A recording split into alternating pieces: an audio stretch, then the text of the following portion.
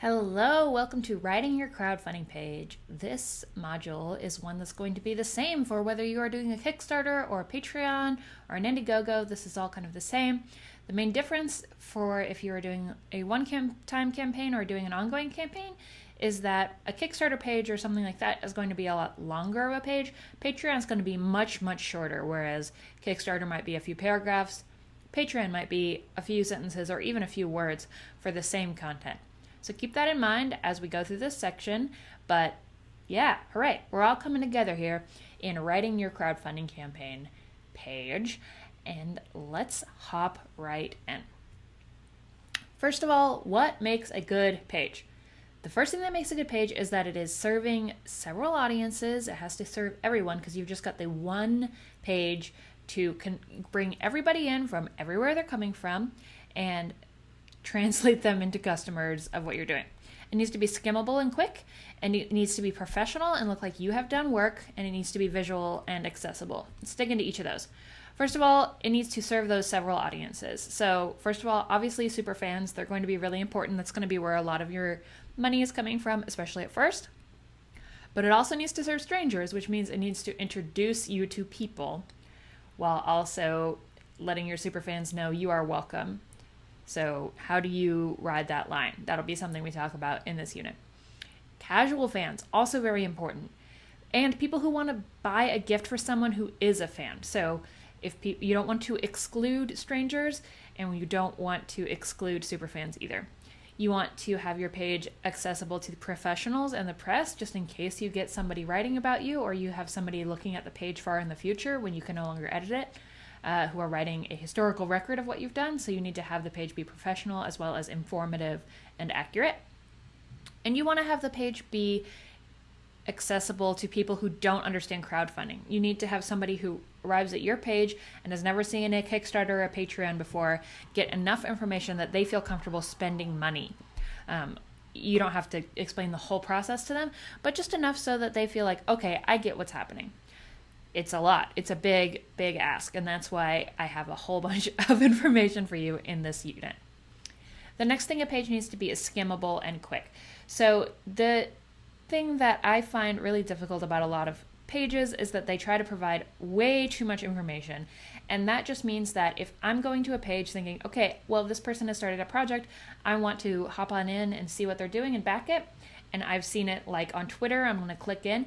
Their page has way too much information. I've started skimming through. There's just too much. I know I'm not going to get through it in the amount of time that I have. So I leave and I say, I'll come back to it.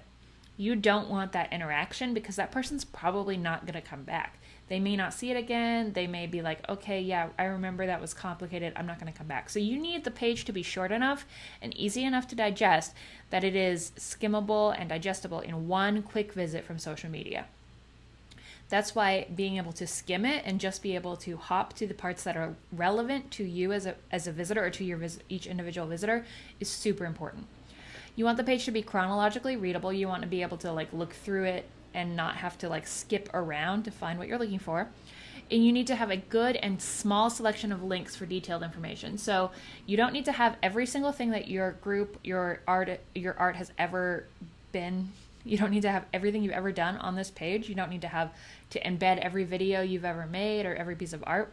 You can link out to be like, I'm awesome. See, you can click here to see how awesome I am. But you do want to have enough links so people can prove to themselves that you are awesome, right? So you want to have that detailed information available, but perhaps not directly on your page. And you want to have So one of the main things that we're going to talk about, especially for a Kickstarter, because a Kickstarter page, there isn't a lot available for you within the Kickstarter platform in terms of making it really fancy in terms of design. Titles and headers are going to be super important for people to skip to what's relevant. And I have a really good system for that has worked for all of my clients. For each of those sections, under each of those headers, I'm saying that you should have 3 paragraphs max on places like Kickstarter, Seed and Spark, and Indiegogo, or 1 to 2 sentences max on Patreon. Okay, so we'll talk about each of the headers that we're going to go through, but you don't want your page to be an entire book. Okay, we're talking about writing a pretty short description of what you have going on And throughout the process, throughout the campaign, you might be adding more detail, you might be linking out, but really this is going to be a pretty quick place for people to learn about your project. You want the page to be professional and look like you have done the work. So you need excellent photos and art. If you don't have a good photo shoot, and again, this doesn't have to be like expensive, it could be portrait mode on an iPhone. But if you don't have excellent photos and art, now is the time to get those for you.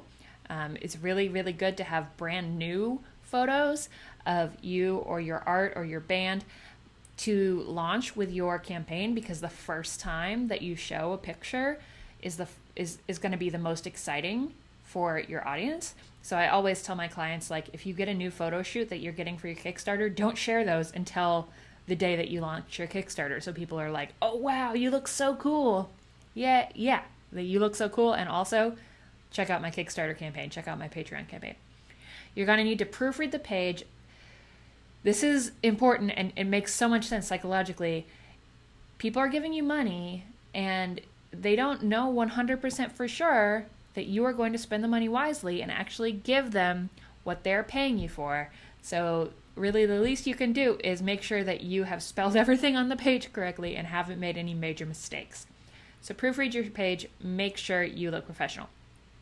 Make the page easy to use. That's your job. Your job is to make it harder for you than it is for them. Make it so easy, because they're the ones giving you their money. They have worked for their money. Now it's your turn to work for it. Running the campaign, the crowdfunding campaign, is work. In addition to making the art, running the crowdfunding campaign is work. So it is time to do it. All right. Visual and accessible is another really, really important part of this campaign page. You need to provide for a bunch of different kinds of people. So people learn in different ways. Visual learners, people who like to see images. Paragraph readers, people who are going to go through everything with a fine-tooth comb and see a little mistake with an apostrophe and be thrown off. Bullet point readers, people who just love looking at bullet points. That's me. People who watch video. But don't assume people have read any particular part of your page. Some people are just going to see the title and hop to the rewards. Some people are going to watch the video. A lot of people are not going to watch the video. Some people are going to just look at the page. So don't assume that when you are writing the page that people have looked at any particular part. Don't use like a cute headline for something called like the superfan package and assume that people are going to know what that means. You need to explain things in a concise way, but assume that people have skipped around a little bit. Your page should be actually accessible. So your text should be readable. It is more accessible. So a lot of people do this with Kickstarter. They're like, okay, I can't make fancy fonts. And so they decide to design their whole page by using a program like Photoshop and writing all their text on an image and importing those images into Kickstarter. I understand why people do this, because they think that then they have more control over the design. But this is not accessible to anybody who is visually impaired, who uses things like a screen reader, and even to people who just read the internet differently. It's text on an image, which means that people can't highlight it, screens can't read it, and it just makes it a lot harder to read. It means that people who read a page by making the text bigger aren't going to be able to read your images. So I would definitely recommend, as much as possible, if you have any text that is inside an image, that you actually write that text on the page as well, to make sure that anybody with who uses the internet in a way that helps them with visual impairments, that they are able to read your Kickstarter page, your Patreon page as well. If you are using Kickstarter, and a lot of these platforms, they are going to automatically do weird stuff to your images. Kickstarter is going to widen all of the images you upload to the whole width of the page. So if you have an image that is taller than it is wide, don't use it. You're going to want to resize those images. So basically, what I'm telling you is you're going to need to do a lot of work to make this page look nice. You're going to need to do a lot of work to make your page something that is really pleasant to use, and that is your job. And it's going to take a lot of iteration and a lot of doing things over and over again and uploading your images and being like, okay, this looks bad and it's Kickstarter's fault. Why do I have to do more work? Well, because you're asking for money, and I believe in you. So that is the intro to writing your page. The next video, we're going to actually talk about the content.